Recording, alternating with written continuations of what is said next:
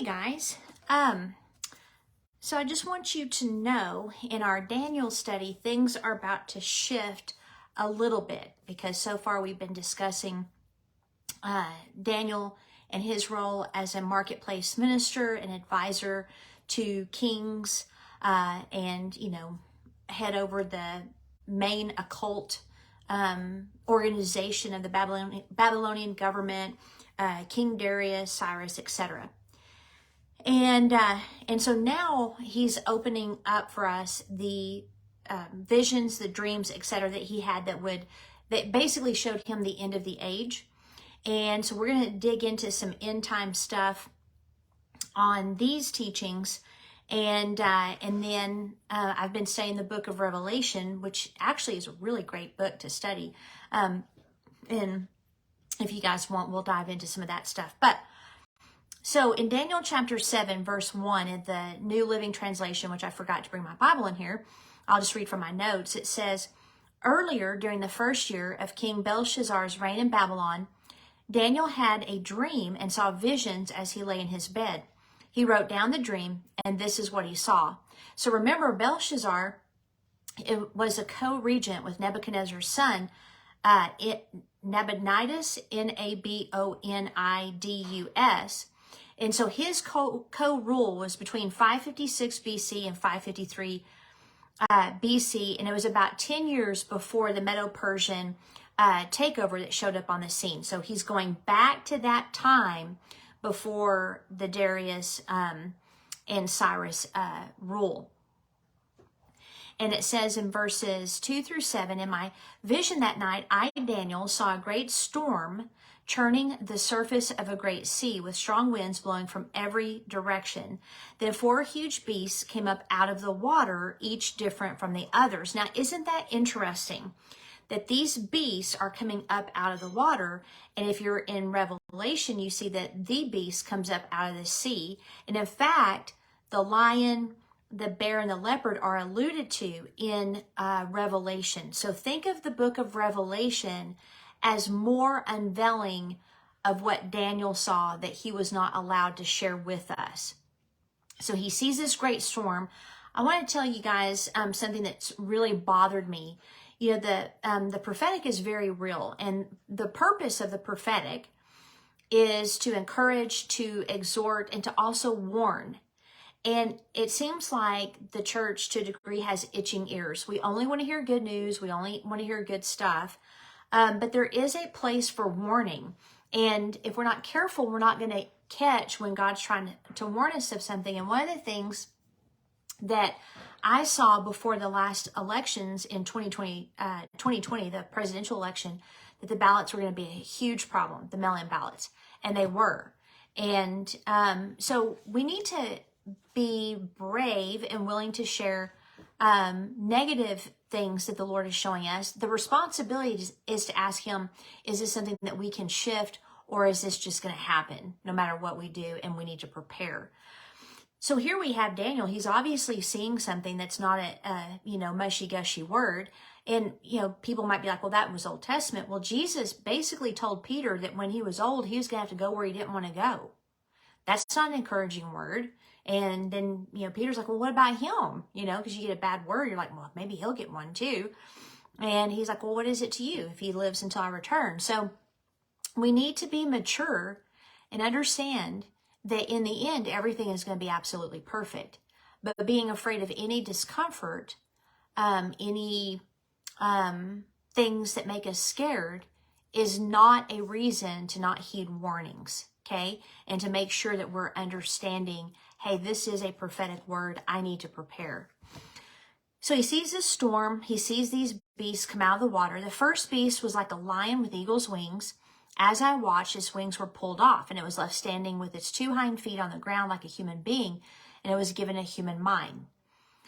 The second beast looked like a bear. It was rearing up on one side, and it had 3 ribs in its mouth between its teeth. And I heard a voice saying to it, get up, devour the flesh of many people. Then the third of these strange beasts appeared, and it looked like a leopard. It had 4 bird's wings on its back, and it had 4 heads. Great authority was given to this beast. And then in my vision that night, I saw a fourth beast, terrifying, dreadful, and very strong. It devoured and crushed its victims with huge iron teeth and trampled their remains beneath its feet. It was different from any of the other beasts, and it had 10 horns. The great storm churning the surface of the great sea with great winds might have been the Mediterranean Sea for Daniel. But we know that a lot of times seas in the Bible represent masses of people. So it can represent a certain type of, people group. It can represent just humanity in general. And so he is seeing, more than likely, this water churning, and it's representing the Gentile nations. Now, whether he understood that or not, I'm not sure. And these beasts are coming out of the masses, or coming out of the peoples, the nations of the world. And the reason these kingdoms are highlighted is their interaction with Israel.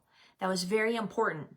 And so, it's pretty straightforward. The angel told them what all it meant. But the lion had eagle's wings, is referring obviously to Babylon. So if you look at Babylonian art and literature, you will see actually this infamous lion standing up with eagle's wings depicted and representing Babylon. And then sometimes you just see the lion. In Jeremiah 49:19 through 22, it described Nebuchadnezzar coming like a lion and flying like an eagle, which it could also represent a vulture. So a lot of times when you see eagle in the Bible, it can sometimes also be vulture. Most scholars agree that the wings represent a bird of prey. His wings plucked and standing up like a man represent Nebuchadnezzar finally understanding he was just a man and not God after being a beast for 7 years. And so we see intelligence. I want to make sure that I am on the right page. Like I'm having one of those moments where no one's showing up, and normally people do. And then I'm like, oh no, am I on one of my clients' page, or am I on my business page? Well, we'll just keep going and see what happens. The bear is rearing up on one side with the 3 ribs in its mouth. And so some have tried to say this is a picture of a bear that's like up, ready to pounce, but it says it's on one side. So it's a lopsided bear. So part of it is up and part of it's down on the ground. And, obviously by the description, the bear is not standing up. I don't know why people keep saying that, but and then it might be because the word rearing means to stand or to rise or to establish. But that word also, rear up, describes the beginning and development of nations and a kingdom. Well, we know that the bear represents the Medo-Persian Empire because the Medo-Persian Empire was lopsided, with Persia finally winning out as being the strongest of the two. And they became the superpower. But here, with the 3 ribs, those are defeated nations. And so we see conquering. So with the lion standing up, we see intelligence. With the bear, we see conquering. Next comes the leopard. And one thing about leopards is their speed. So this animal, extremely fast. They can top out about 35 miles per hour. And a cheetah is double that, by the way. I had no idea. It had the 4 bird's wings on its back and then the 4 heads. So the wings in the leopard represent Greece and Alexander the Great. But the speed at which Alexander showed up on this scene and became a superpower is represented by both the leopard and the wings. So he's the next superpower. No one saw it coming. And then Greece conquered Persia and more. And that was in less than 9 years. So Alexander the Great worked really, really fast, just like Daniel saw. And great authority was given to him. And so we see in his realm great authority. So with the first beast, you've got intelligence. The second beast, you've got conquering. The third beast, you have authority. The heads, the 4 heads represent leaders. This is in Ezra 5:10. And we know that Alexander the Great died young, and his kingdom was divided between his 4 generals. And that's how we got the Ptolemy, like Queen Cleopatra in Egypt, and the whole Mark Antony deal. And then we got the Seleucid Empire, which included Antiochus Epiphanes, who did the first abomination of desolation. So all of that history was played out after Daniel saw it. And so we can look back and be like, okay, that's what that meant. That's what that meant. But what I want you to understand is that these are nations. And so Daniel's showing him national things that are going on. And we need to keep that in mind in the book of Revelation, that this stuff shows the supernatural, but it also shows the natural. And it's a guarantee that the beast out of the sea is a nation with an antichrist ruler. And often God will use the two together. Like for him, the ruler is the same as his kingdom, because as he goes, so does the kingdom. So he'll use those interchangeably. So Ptolemy took Egypt and nearby lands. Seleucus received Syria, Asia Minor, and conquered eastern nations. Lysimachus, I'm not sure if I'm saying that right, got Thrace and surrounding territories, and then Cassander got Macedonia and Greece. The Thrace was later absorbed into the Seleucid Empire, and then Macedonia's power was checked by the upcoming newbie on the block, and that was Rome. So the prophecies of Daniel 2, the prophecy of Daniel 7 speak of the same empires, the same divided empire once Alexander died. So it's just showing political and military dominance that Daniel started his career in, was continuing in with Medo-Persia, and then it would continue after he was gone in Greece, and then of course the fourth beast, which is Rome. Okay, so, and by the way, BibleTools.org has some really good stuff on this. So the fourth beast is the only one that's just described by its attributes, where the others were described by what they look like. Rome, its attributes and what it evokes in others is what stood out to Daniel. It was terrifying, dreadful, very strong. The word strong means mighty, strong. It describes power and authority wielded by kings and the massive power and influence exercised by mighty kingdoms. This one was so fierce and so scary that it was unlike any other kingdom ever on earth. There was nothing to compare to it. And it devoured and trampled whatever it came into contact with. By the way, and its teeth was what devoured the other nations. But devour means to eat, consume, or devour. It's also used idiomatically, best translated as slandered, and then crush means to crush to pieces. So if you take the biblical symbolism, because it says that it had 10 horns, which that's also in the book of Revelation, and we'll be getting into that when I get to that book on what all that means. But we know that a horn, we have a precedent in the Bible in interpreting symbolism that horn represents rulers. So a ruler isn't a ruler without a kingdom. So you could say that the 10 horns that will be a very terrifying rule. It will consist of 10 rulers and 10 kingdoms that coalesce together to accomplish a purpose. So the last beast is actually comprised of 10. Now we know that Rome wasn't. So Daniel is forwarding to the future fourth beast that is not the original beast that he saw, which was Rome. It is a resurrected Roman empire.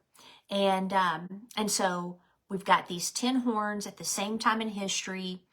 And we don't know if the beast originally starts out like, is a fourth beast born when the 10 kingdoms join forces, or is the fourth beast around and then it becomes powerful with the other 10? I'm kind of thinking the former conclusion, but I'm still studying Revelation, so maybe I'll have more insight when we get to that point.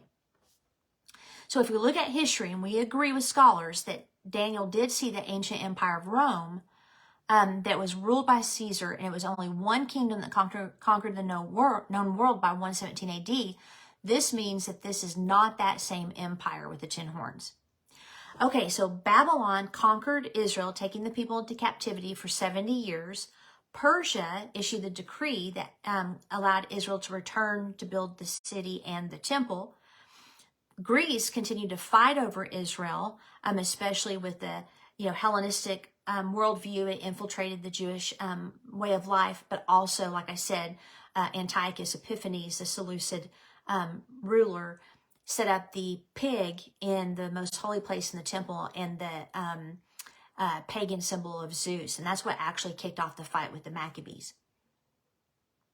So Rome was in power when Jesus came. So architecture, education, roads, water systems, safer travel, all of that paved the way for the gospel to go out a lot easier than it would have been able to without it.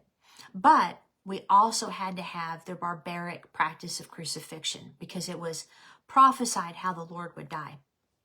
Okay, so let's just touch real fast on the Revelation 13, 1 through 2 that speaks to the beast out of the sea. It says, "Then I saw a beast rising up out of the sea. It had 7 heads and 10 horns with 10 crowns on its horns, and written on each head were names that blasphemed God.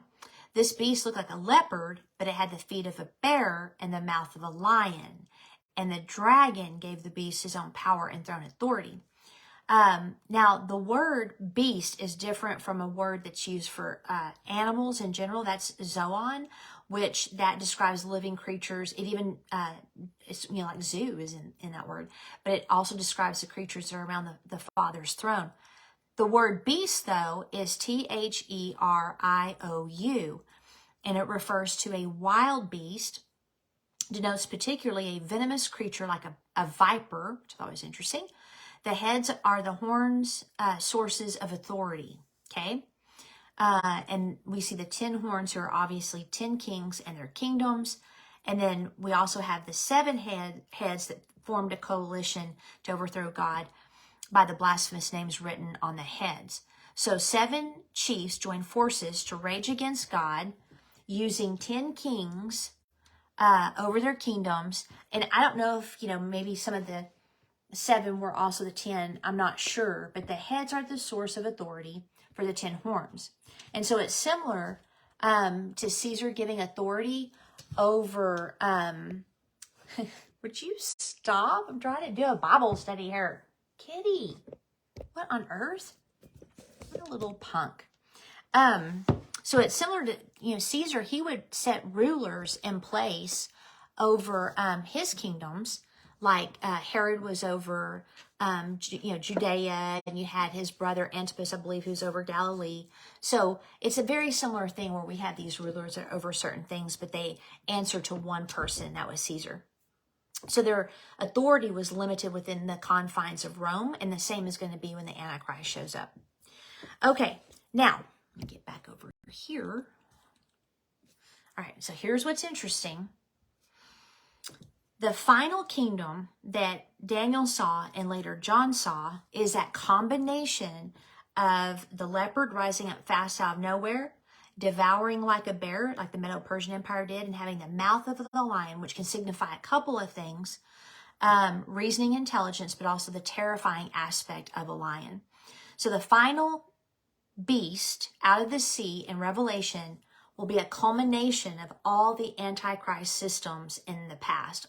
And an Antichrist system really is a world ruler. They don't want to stay in their lane. They want to take over the world, and also how they treat Israel and how they treat Christians determines if they are an Antichrist system, whether that's in a city, a county, a state, or a nation, and also determines if they're a sheep or a goat entity. So this is the culmination of wickedness. This is a culmination of that Antichrist thing. And as a nations consultant, God is revealing to Daniel the future geopolitical situation long after he's gone. And it's fascinating to me because of his position, his unique and supernaturally empowered skill set in the marketplace. God shows Daniel secrets and things that no one else got. And I like that. So to me, it says that if you're faithfully executing the assignment God has given you, he will show you things that he may not show other people who do not have that same assignment. He'll show you things based on how well you steward your role. So I like that. It's super spiritual. I mean, to me, it's a lie thinking that people that have churches or pastors are more important or more spiritual, more righteous. If you are in the marketplace, you are a minister, you can ask God to show you things that you don't see or that you don't know, or ask him questions about wherever you serve, your city, your county, your state, your nation, and let him show you. So by Daniel being faithful to those that he was called to serve, God judged him faithful so that he could see the end of the age. So your work is important, and it can open the door for you to see things that others may not see. So anyway, I wanted to share that with you today.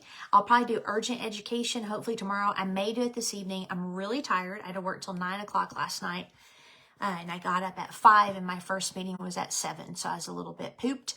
But if I have a second wave of energy, I'll probably do urgent education tonight. I want to do the women's voting thing because I think you guys will be surprised.